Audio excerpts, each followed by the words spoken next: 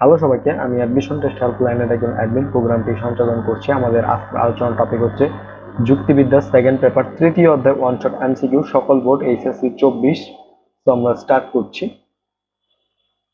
আমাদের ফার্স্ট এমসিকিউটি হচ্ছে, এ যাবৎ যত ফুল দেখেছি তার সবই সুগন্ধযুক্ত, এটি কোন আরোহের দৃষ্টান্ত? উত্তরটি হবে হচ্ছে গ, অবৈজ্ঞানিক। অবৈজ্ঞানিক আরোহের সিদ্ধান্ত কিরূপ হয়? উত্তরটি হচ্ছে খ, সার্বিক সংশ্লেষ। সকল মানুষ হয় লম্বা, এই সিদ্ধান্তে কোন দিকটি অনুপস্থিত? উত্তরটি হচ্ছে খ, কার্যকারণ নীতি। অপর্যাপ্ত দৃষ্টান্ত নিরীক্ষণ করে সিদ্ধান্ত গৃহীত হলে কোন অনুপপত্তি ঘটে? উত্তরটি হবে হচ্ছে ক, ভ্রান্ত নিরীক্ষণ। নিচের কোনটি বর্ণনামূলক আরোহ? উত্তরটি হবে হচ্ছে খ, অবৈজ্ঞানিক আরোহ। অবৈজ্ঞানিক আরোহে কোন অনুপপত্তি ঘটে? উত্তরটি হবে হচ্ছে খ, অবৈধ সার্বিকীকরণ। অবৈজ্ঞানিক আরোহ হলো এক, অনুকূল অভিজ্ঞতা; দুই, বাস্তব ঘটনার অভিজ্ঞতা; তিন, আরোহ মালক লম্ফের উপস্থিতি। উত্তরটি হবে হচ্ছে ঘ, এক, দুই ও তিন।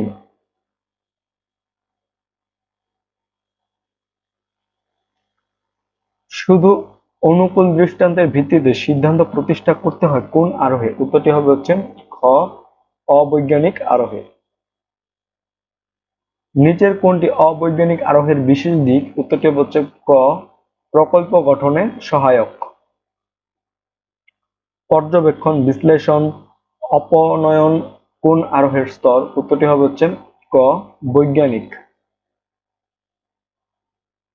বৈজ্ঞানিক ও অবৈজ্ঞানিক অনুমানের সাধারণ বৈশিষ্ট্য কোনটি? উত্তরটি হবে হচ্ছে খ, আরোহমূলক লম্ফ বিদ্যমান।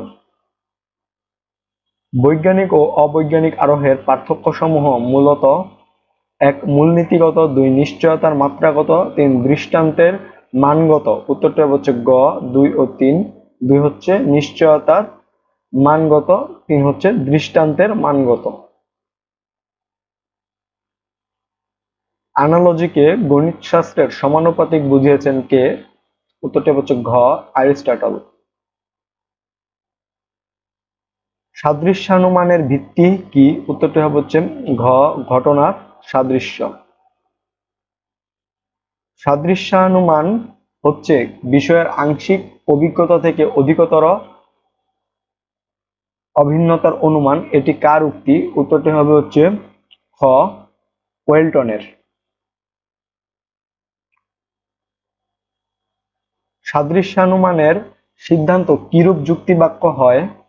উত্তরটি হবে হচ্ছে খ, বিশিষ্ট। সাদৃশ্যের প্রাসঙ্গিকতার ক্ষেত্রে প্রচ্ছন্নভাবে নিচের কোনটির ইঙ্গিত থাকে? উত্তরটি হচ্ছে খ, উত্তরটি হচ্ছে ক, কার্যকরণ সম্বন্ধে।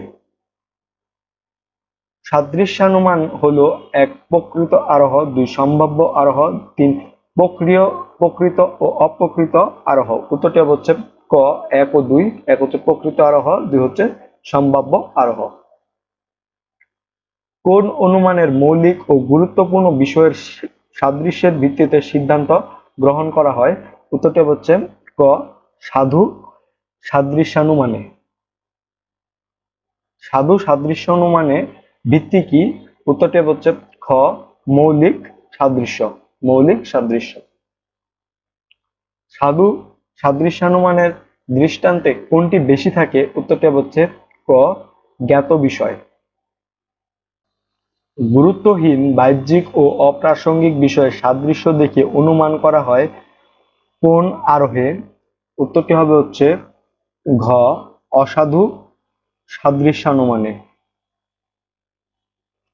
সাদৃশ্যানুমানের ক্ষেত্রে যে অনুপপত্তি ঘটে তা হল, উত্তরটি হচ্ছে খ, অসাধু। সাধু সাদৃশ্যানুমানে অসাধু সাদৃশ্যানুমানের তুলনায় এক, প্রাসঙ্গিক; দুই, অপ্রাসঙ্গিক; তিন, মৌলিক। উত্তরটি হবে হচ্ছে খ, এক ও তিন। এক হচ্ছে প্রাসঙ্গিক, তিন হচ্ছে মৌলিক। সাদৃশ্যানুমানের সিদ্ধান্ত কিরূপ যুক্তি বাক্য হয়? উত্তরটি হবে হচ্ছে ক, বিশিষ্ট। সাদৃশ্যানুমান ও বৈজ্ঞানিক উভয় আরোহের কোনটি বিদ্যমান থাকে? উত্তরটি হচ্ছে গ, আরোহমূলক লম্ফ। মানুষ মাত্রই মরণশীল এ কথাটির ভিত্তি কি? উত্তরটি হচ্ছে ঘ, কার্যকারণ নীতি। বৈজ্ঞানিক ও সাদৃশ্যানুমানমূলক আরোহের বৈসাদৃশ্য লক্ষ্য করা যায়: এক, অনুপপত্তির ক্ষেত্রে; দুই, অপনয়ন সূত্র প্রয়োগের ক্ষেত্রে; তিন, আরোহাত্মক লম্ফ উপস্থিতির ক্ষেত্রে।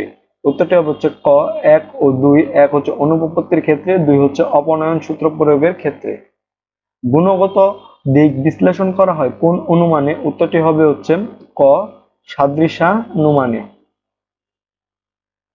বৈজ্ঞানিক আরোহ ও সাদৃশ্যানুমানের মধ্যে অমিল কোনটি? উত্তরটি হচ্ছে ঘ, বিরোধহীন অভিজ্ঞতা।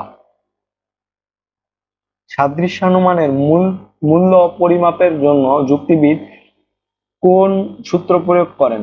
সাদৃশ্যানুমানের মূল্য পরিমাপের জন্য যুক্তিবিদগণ কোন সূত্র প্রয়োগ করেন? উত্তরটি হচ্ছে ক, গাণিতিক সূত্র। কোনটি অবৈজ্ঞানিক আরোহের দৃষ্টান্ত? উত্তরটি হচ্ছে ক, সকল মানুষ হয় স্বার্থপর। এটি হচ্ছে অবৈজ্ঞানিক আরোহের একটি দৃষ্টান্ত। তো এই ছিল আমাদের যুক্তিবিদ্যা দ্বিতীয় পত্রের তৃতীয় অধ্যায় ওয়ান শট এমসিকিউ। আমাদের এরকম ওয়ান শট এমসিকিউ ক্লাস পেতে আমাদের ইউটিউব চ্যানেলটি সাবস্ক্রাইব করতে পারো, আমাদের page admission test helpline follow করতে পারো, আমাদের গ্রুপ এইচএসসি এন্ড অ্যাডমিশন হেল্পলাইনে জয়েন হতে পারো। ধন্যবাদ সকলকে।